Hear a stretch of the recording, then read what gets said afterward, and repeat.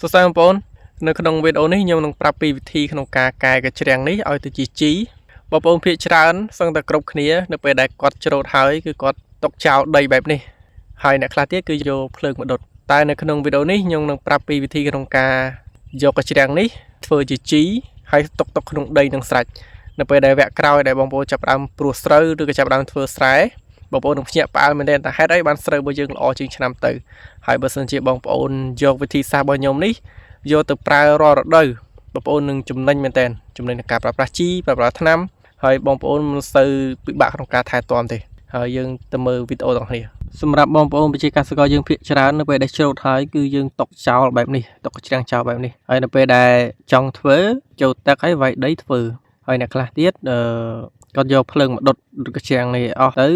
នៅពេលដែលគាត់ចាប់ដើមធ្វើគាត់វាយដីគាត់ព្យួរវាយដីធ្វើអញ្ចឹងណាប៉ុន្តែនៅពេលដែលយើងធ្វើបែបនេះបើយើងຕົកកញ្ច្រាំងបែបនេះវាយដីវាអត់សូវមានបញ្ហាទេបញ្ហាតិចតួចបញ្ហាត្រង់ថានៅពេលដែលយើងវាយធ្វើភ្លាមអាកញ្ច្រាំងនឹងវាមិនទាន់ងាប់អស់វានៅស្រស់ហើយអញ្ចឹងវាអាចធ្វើឲ្យមានបញ្ហាដល់ឫសស្រូវឬក៏អាចលលួយឬក៏បាច់ជាអត់ឡើងក្នុងវគ្គមួយអញ្ចឹងតែបើសិនជាបងប្អូនដុតកញ្ច្រាំងវានឹងប៉ះពាល់ខ្លាំងមែនតើទី1វានឹងប៉ះពាល់ទៅលើអតិសកម្មប៉ានលើដីទី2វាប៉ះពាល់ធ្វើឲ្យដីរឹងទី3វានឹងបាត់បង់សារធាតុចិញ្ចឹមមួយចំនួនធំដែលធ្វើឲ្យភាគច្រើនបងប្អូនជាកសិករដែលគាត់ដុតកញ្ច្រាំងល្អតវគ្គ1វគ្គ2អញ្ចឹងណានៅពេលដែលចាប់ចូលវគ្គ3វគ្គ4ទៅគឺដីចាប់ផ្ដើមខូចអញ្ចឹងគាត់ចំណាយជីច្រើនគឺចំណាយឆ្នាំច្រើនបាញ់ទៅអត់សូវឡើងឬក៏បាច់ជាអត់សូវឡើងនោះក៏ដោយសារគាត់ដុតកញ្ច្រាំងឬក៏បង្កើតបញ្ហាតូចទាំងអស់ហ្នឹងចុះតើយើងធ្វើយ៉ាងម៉េចបើសិនយើងចង់កែកញ្ច្រាំងនេះឲ្យទៅជាជីហើយមិនប៉ះពាល់ទៅដល់ស្រូវរបស់យើងនៅពេលយើងច្រូតហើយបែបនេះបងប្អូនអាចបញ្ចូលទឹកទៅយើងប្រឡែងទាចូលការប្រឡែងទាចូលនេះគឺមានគុណសម្បត្តិច្រើនមែនតើទី1វានឹងស៊ីខ្យងព្រោះអី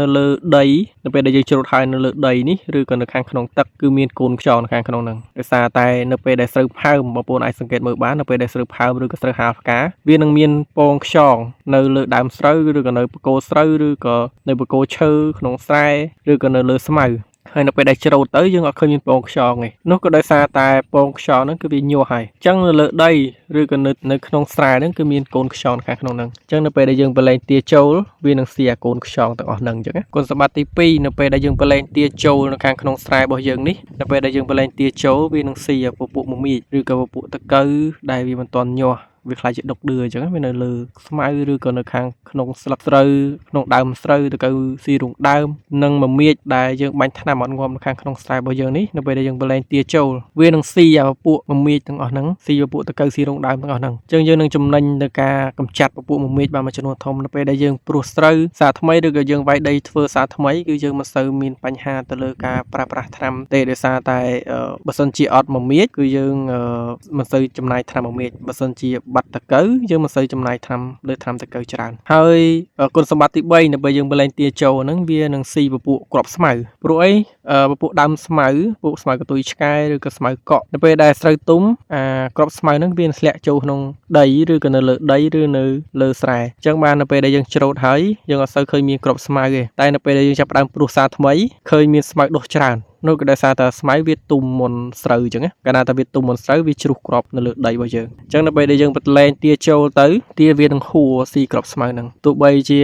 នៅពេលដែលវាជក់អាចមកទាវាជក់អាចមកវាមិនអាចបំបែកគ្រាប់ស្មៅហ្នឹងបានវានៅខាងក្នុងដីហ្នឹងដែរប៉ុន្តែនៅពេលដែលជក់អាចមកយើងនឹងចំណេញជីមួយទៀតហើយនេះគឺជាគុណសម្បត្តិទី4អញ្ចឹងការប្រឡែងទាចូលនេះគឺល្អមែនតើមានគុណសម្បត្តិច្រើនជាងនេះទៀតតែគុណសម្បត្តិដែលសំខាន់គឺមាន4ចំណុចដែលខ្ញុំប្រាប់បងប្អូននេះនៅពេលដែលវាស៊ីហើយបងប្អូនអាចព្យួរលុបបានព្យួរទៅមកផាលក៏បានដែរមកផាលឲ្យលុបកញ្ច្រាំងហ្នឹងកប់ក្នុងដីអញ្ចឹងហើយគុណសម្បត្តិនៃការព្យួរលុបគឺមានច្រើនមែនតើកាលណាយើងព្យួរលុបបែបនេះទី1វាធ្វើឲ្យកញ្ច្រាំងហ្នឹងឆាប់រលួយពេលយើងព្យួរលុបកញ្ច្រាំងហ្នឹងវាយើងឆាប់រលួយកាលណាកញ្ច្រាំងឆាប់រលួយយើងអាចចាប់ដើមវាយធ្វើសារថ្មីបានលឿនទៀតគុណសម្បត្តិទី2វានឹងបង្កើតអតិសកម្មប៉ាល់ខាងក្នុងដីគុណសម្បត្តិទី3នៅពេលដែលយើងព្យួរលុបបែបនេះវាមានប្រហោងខាងក្នុងដីអញ្ចឹងកាលណាតែមានប្រហោងក្នុងដីវានឹងផ្ដល់អុកស៊ីសែនផ្ដល់ឧស្ម័នល្អឲ្យឫសស្រូវបានល្អអញ្ចឹងកាលណាយើងព្រោះស្រូវទៅដីវាធូរឫសស្រូវ វានឹងចាក់បានជ្រៅហើយសម្បូរឬសទៀតអញ្ចឹងនៅពេលដែលយើងភ្ជួរលុបហើយបងប្អូនអាចរក្សាទឹកខាងក្នុងនឹងឲ្យទុកបាន2អាទិត្យទៅ1ខែទៅទុកកាន់តែយូរកាន់តែល្អកាលណាទៅទុកយូរទៅវាលួយកាជ្រាំងនឹងវាលួយអស់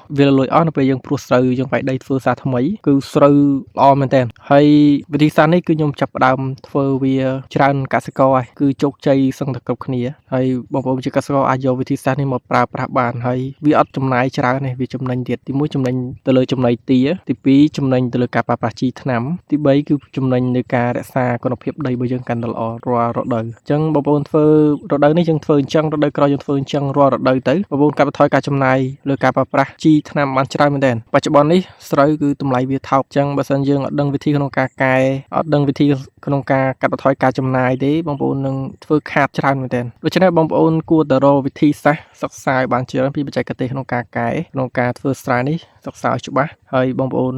យកទៅអនុវត្តហើយបងប្អូនអាចយកវិធីសាស្ត្ររបស់ខ្ញុំទៅប្រើប្រាស់បានបើសិនជាធ្វើទាំង100នឹងជោគជ័យទាំង100នាក់ខ្ញុំធានាឲ្យនឹងធ្វើឲ្យដីនឹងល្អទាំង100នាក់ហើយបើសិនជាបងប្អូនពេញចិត្តវីដេអូនេះកុំភ្លេចជួយ share វីដេអូមួយនេះផងហើយជួយចុច like យើងនឹងជួបគ្នានៅក្នុងវីដេអូក្រោយបាយបាយ